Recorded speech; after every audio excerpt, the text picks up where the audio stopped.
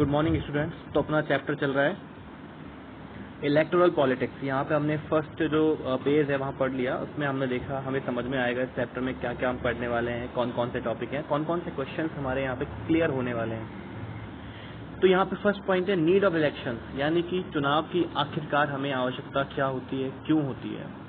What is the need of election, चुनाव की आवश्यकता क्या है। Let's try to imagine a democracy without election. चलिए एक ऐसी डेमोक्रेसी का हम लोग इमेजिन करते हैं जिसमें इलेक्शंस नहीं है। A rule of people is possible only when all the people sit together every day. लोगों के द्वारा जो रूल होगा, यहाँ पे जो लोगों का रूल होगा वह रूल तभी पॉसिबल होगा जब सभी लोग डेली की डेली एक साथ मिलें and take all the decisions, और सभी मिलकर के बैठ कर के सारे के सारे डिसीजंस लें daily. But as we have already read in chapter first, this is impossible in any large community।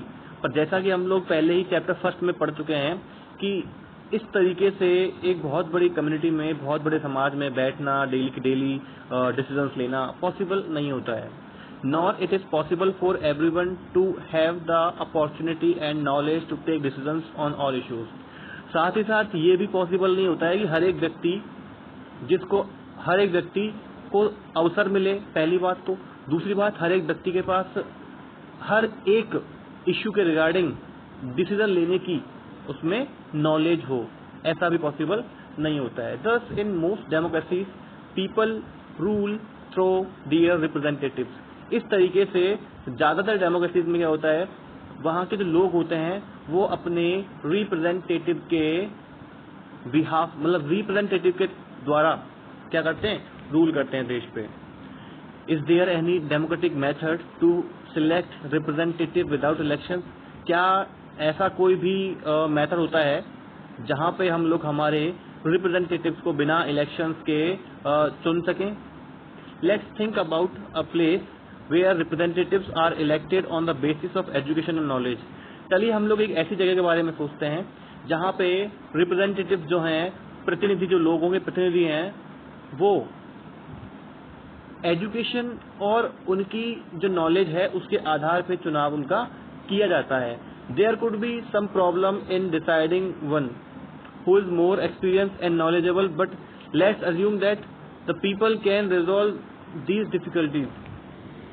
तो there could be some problem. तो ऐसे में यानी कि जब हम एजुकेशन और नॉलेज के आधार पे लोगों के रिप्रेजेंटेटिव्स को इलेक्ट कर रहे हैं, तो यहाँ पे एक समस्या हो सकती है। समस्या किस बात की कि कोई व्यक्ति तो बहुत ज्यादा एक्सपीरियंस हो सकता है, यहाँ पे बहुत ज्यादा नॉलेजेबल हो सकता है, और साथ ही साथ लेट्स अज्यूम दैट, और हम लोग ये भी मान लेते हैं कि the people can resolve this difficulties, और हमने ये मान भी लिया कि लोग इस नॉलेज और इस एजुकेशन के आधार पे क्या कर सकते हैं, अपने जो इश्यूज हैं उनको रिजॉल्व भी कर सकते हैं, रिजॉल्व कर सकते हैं। ठीक है, clearly such a place does not need election. तो ऐसा जो जगह होती है वहां पे इलेक्शंस की आवश्यकता नहीं होती है। But can we call this place a democracy. लेकिन क्या हम इस प्रकार के जगह को एक लोकतांत्रिक जगह कह सकते हैं, लोकतांत्रिक कंट्री कह सकते हैं, लोकतांत्रिक प्लेस कह सकते हैं। How do we find out whether the people like their representatives or not। अब लोग अपने रिप्रेजेंटेटिव्स को, प्रतिनिधियों को पसंद करते हैं या नहीं करते हैं, इस बात का पता कैसे चलता है। How do we make sure representatives rule as per the wishes of the people. और हम लोग इस बात के लिए आश्वस्त कैसे होते हैं कि लोगों के प्रतिनिधियों के द्वारा जो किया गया रूल है वह as per the wishes of people है, यानी कि लोगों की इच्छाओं के अनुसार ही हो रहा है। How to ensure that those who the people don't like do not remain their representatives।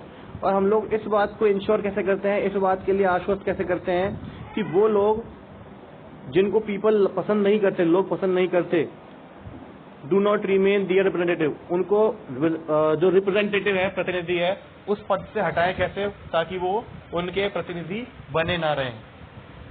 This require a mechanism by which people can choose their representatives at regular intervals and change them if they wish to do so। तो इस सब के लिए हमें एक mechanism चाहिए होता है, एक क्रियाकलाप चाहिए होता है, जिसके थ्रू लोग अपने प्रतिनिधियों को हर कुछ समय के अंतराल के पश्चात चुनाव कर सकते हैं और इच्छा होने पर उनको वो हटा भी सकते हैं। तो आया समझ में, यानी कि हमको ये सारे काम जो हो रहे हैं ये सारा का सारा हम लोग कहाँ करते हैं, डेमोक्रेसी में करते हैं, और एक मैकेनिज्म के थ्रू ये होता है सारा। This mechanism is called election. अब जो ये मैकेनिज्म हो रहा है, रिप्रेजेंटेटिव को हटा रहे हैं, नया लेके आ रहे हैं, कोई पसंद नहीं आया तो उसे हटा दिया बीच में, ये सारा का सारा जो मैकेनिज्म हो रहा है, इस मैकेनिज्म को ही हम इलेक्शंस कहते हैं।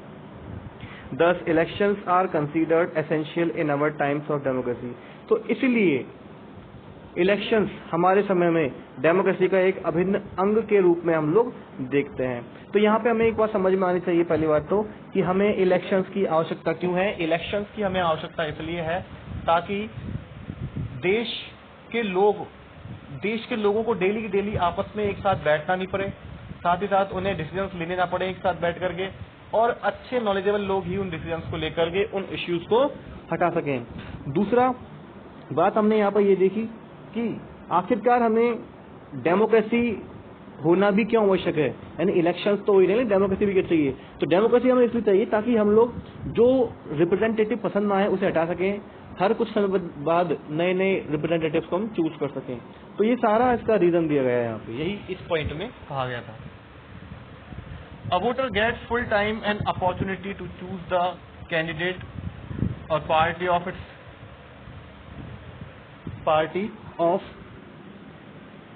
its choice in systematic way through elections, which is not possible without elections। तो एक जो वोटर होता है, एक जो मतदाता होता है, उसे पर्याप्त समय और अवसर दिए जाते हैं ताकि वह कैंडिडेट या कोई एक पार्टी को सिस्टमैटिक तरीके से, व्यवस्थित तरीके से चुन सके इलेक्शंस के थ्रू, और यह सब बिना इलेक्शंस के पॉसिबल भी नहीं है। सेकेंड पॉइंट है फीचर्स ऑफ डेमोक्रेटिक इलेक्शन। अब डेमोक्रेटिक इलेक्शंस के फीचर क्या होते हैं।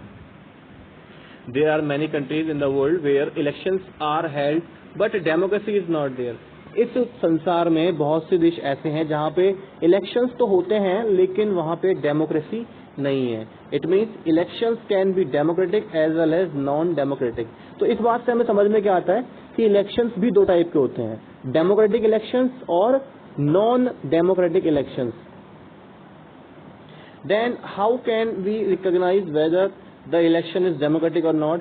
तो अब हम लोग इस बात का पता कैसे चलाएंगे कि कोई इलेक्शन जो हो रहा है किसी देश में वह डेमोक्रेटिक इलेक्शंस है, नॉन डेमोक्रेटिक इलेक्शंस है। There are certain parameters.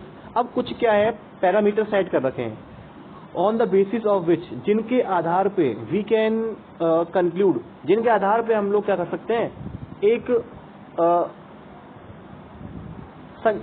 जिसके आधार पे हम लोग इस बात को पता लगा सकते हैं about the democratic and non democratic nature of election, कि किसी देश में होने वाले इलेक्शंस डेमोक्रेटिक इलेक्शंस हैं या फिर नॉन डेमोक्रेटिक इलेक्शंस हैं।